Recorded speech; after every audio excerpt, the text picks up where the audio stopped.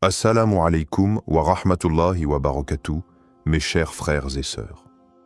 Aujourd'hui, je vais vous partager une parole mystérieuse, mais pleine de lumière.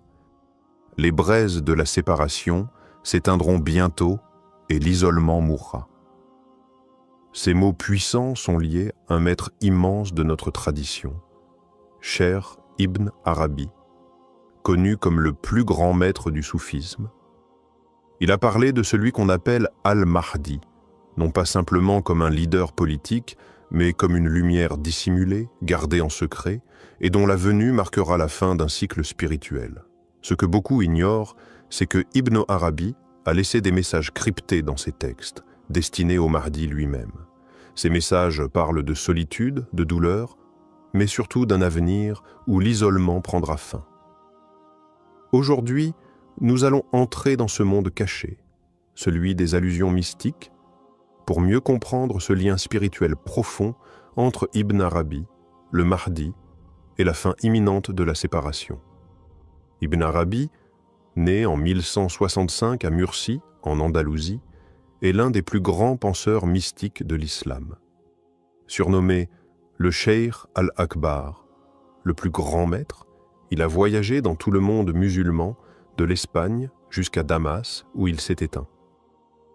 Son œuvre est immense, composée de centaines de livres, dont le plus célèbre est Al-Futuhat al-Makkiyya, les révélations de la Mecque. Mais ce qui rend Ibn Arabi si unique, c'est sa vision du monde spirituel. Pour lui, tout l'univers est le reflet d'un seul être, et chaque événement a une dimension cachée, intérieure, que seuls les cœurs éveillés peuvent percevoir. Il a parlé longuement du Mahdi, mais à travers un langage symbolique et profond, parfois incompris. Pour lui, le Mahdi n'est pas seulement un homme, mais une présence divine manifestée dans le temps. Un sceau de la sainteté, une lumière ultime descendue à la fin des temps pour réconcilier l'intérieur et l'extérieur. Il ne le décrit pas avec des détails physiques, mais avec des qualités spirituelles. Pureté absolue, connaissance directe, humilité écrasante, alignement parfait avec la volonté divine. Ibn Arabi insiste. Le Mahdi ne vient pas pour conquérir, mais pour dévoiler. Il n'est pas un roi des terres, mais un maître des cœurs. C'est dans ce cadre que l'isolement prend tout son sens. C'est un isolement voulu, nécessaire à cette grande mission. Selon Ibn Arabi, le Mahdi traverse une longue période d'isolement avant d'apparaître. Cet isolement n'est pas seulement physique, il est surtout spirituel. Le Mahdi vit caché, souvent incompris, en marge du monde, mais ce retrait est voulu par Allah. Ibn Arabi explique que cet isolement est une purification. Il écrit que les grands élus sont voilés avant d'être révélés, car leur lumière brûlerait ceux qui ne sont pas préparés. Le Mahdi est donc tenu à l'écart pour ne pas être détruit par les passions du monde et pour ne pas troubler un ordre encore immature. Il est dans une grotte symbolique à l'image du prophète avant la révélation. Dans ses textes, Ibn Arabi compare le Mahdi à la lune cachée par les nuages. Elle est là, mais peu la voit, sabah. Cette solitude est un fardeau, mais aussi un honneur. Car celui qui est isolé par Allah est aussi protégé par lui. Ibn Arabi insiste sur le fait que le Mahdi ne doit pas chercher à sortir de cet isolement par lui-même. Il n'est pas maître du moment. Il attend le signal, le décret. Ce silence imposé forge en lui une sagesse que le bruit du monde ne pourrait produire. Et plus encore, c'est dans cet isolement que le Mahdi reçoit les messages cachés des saints du passé, y compris ceux d'Ibn Arabi lui-même. Ce retrait n'est donc pas un oubli, mais une préparation, un écrasement nécessaire avant l'éclosion. Quand Ibn Arabi évoque les braises de la séparation, il parle d'une souffrance qui consume lentement, comme un feu caché sous la cendre. Ces braises symbolisent l'attente, la division du monde, l'absence du Mahdi dans la scène visible.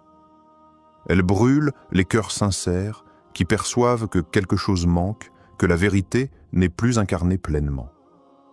La séparation n'est pas seulement entre les hommes et le Mahdi, mais aussi entre les hommes et leur propre lumière intérieure. Ibn Arabi montre que cette douleur est universelle, elle touche les croyants éveillés, les saints cachés et même le Mahdi lui-même.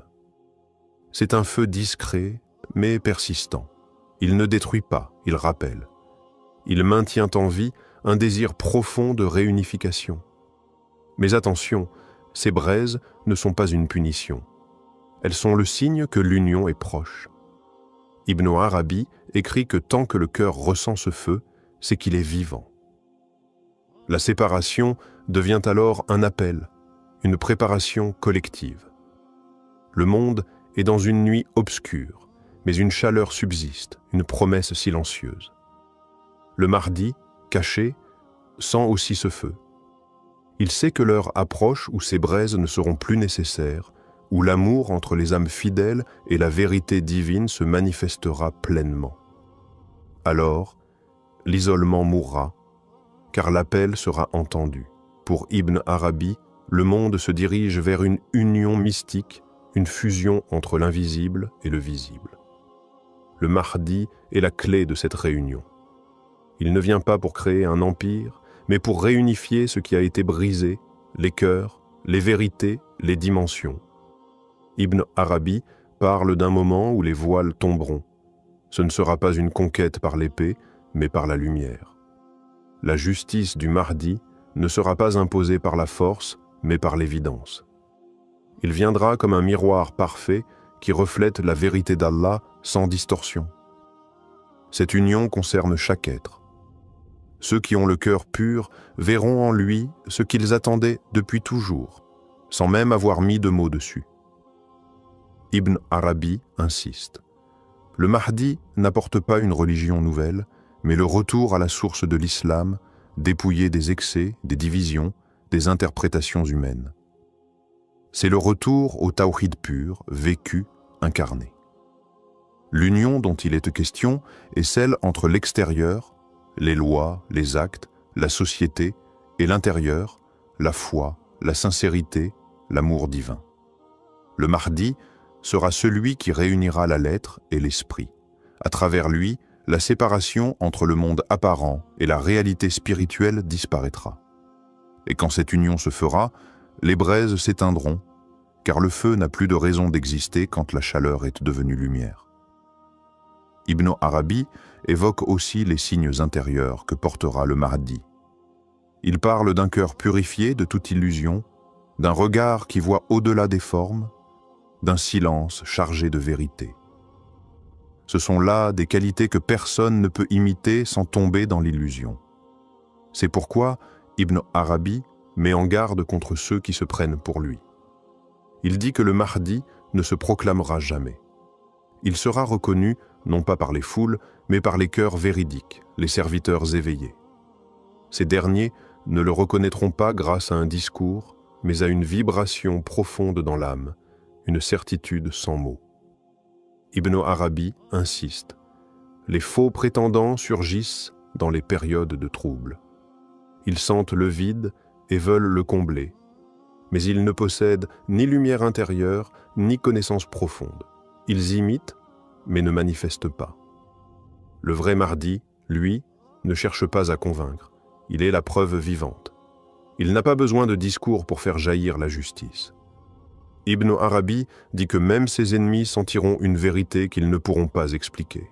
C'est cela qui désarme, qui bouleverse. Il ne sera pas adoré comme une idole, mais aimé comme une miséricorde. Et c'est pour cela que son isolement est aussi une protection. Tant que le monde n'est pas prêt, sa lumière reste couverte, comme une braise sous la cendre. Mais cette couverture est temporaire. Dans l'un de ses poèmes, Ibn Arabi laisse entendre que le Mahdi recevra des messages spirituels transmis à travers les rêves, les inspirations et les révélations intérieures. Il écrit « Celui qui hérite de la lumière verra sans les yeux, entendra sans les oreilles et comprendra sans les mots. » Ces paroles ne sont pas banales. Elles indiquent que le Mahdi ne sera pas guidé par un savoir académique ou des stratégies politiques, mais par une science divine directe, ce que le cheikh appelle la science muhammadienne. C'est une connaissance qui vient sans intermédiaire, directement inspirée du prophète lui-même, parfois même dans les rêves, parfois dans un état de veille mystique. Cette science est rare, inimitable. Elle ne s'apprend pas, elle se reçoit. Ibn Arabi insiste, le Mahdi sera entouré de serviteurs cachés, des awliya Allah, des saints silencieux qui reconnaîtront sa lumière et l'aideront sans jamais attirer l'attention sur eux-mêmes. Leur rôle est d'accompagner discrètement, de protéger et de confirmer intérieurement ce qu'ils voient en lui. Ensemble, ils formeront une armée invisible, une force spirituelle. Ibn Arabi décrit cette époque comme un moment où les réalités cachées deviennent visibles et où la vérité ne sera plus une simple croyance, mais une évidence vécue dans les cœurs. Et à ce moment-là, l'isolement disparaîtra définitivement. En conclusion, l'enseignement d'Ibn Arabi sur le Mahdi nous invite à une profonde réflexion spirituelle. Il ne faut pas être égaré par les apparences et les fausses proclamations, car le Mahdi ne sera jamais un simple homme de pouvoir, mais un guide spirituel incarnant la pureté et la justice divine. Son isolement, loin d'être une faiblesse, est en réalité une préparation divine, un moment d'affinement spirituel. Lorsque l'heure de sa manifestation viendra, il ne cherchera pas à conquérir, mais à unifier. Ce n'est pas une bataille physique qui l'attend, mais une victoire sur les ténèbres de l'âme humaine. Le Mahdi est la promesse de la fin de la séparation, de l'unité retrouvée, d'un monde où la lumière divine régnera. Ainsi, chers frères et sœurs, préparons nos cœurs à cette rencontre et soyons prêts à reconnaître cette vérité lorsqu'elle se présentera sous la forme du Mahdi, lumière silencieuse dans l'obscurité du monde.